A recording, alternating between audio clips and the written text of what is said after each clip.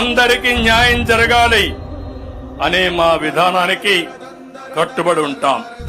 రాష్ట్ర పునర్నిర్మాణం ఒక దీక్షలాగా, ఒక తపస్సులాగా చేయాలి. ఇందుకు మనందరం కంకణబద్ధులం కావాలి. తెలుగు జాతి నెంబర్ 1 గా చేయాలన్న సంకల్పానికి మీ సహకారం కోరుతున్నా.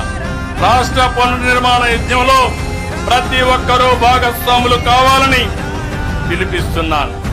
చివరిగా భారత రత్న డాక్టర్ బాబా సాహెబ్ అంబేద్కర్ గారి వ్యాఖ్యలు ఒక్కసారి అందరం గుర్తు చేసుకుందాం.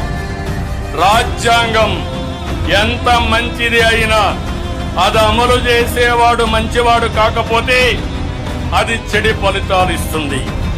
అదేవిధంగా రాజ్యాంగం మంచిది కాకపోయినా అది అమలు చేసేవాడు మంచివాడైతే మంచి ఫలితాలు ఇస్తుంది.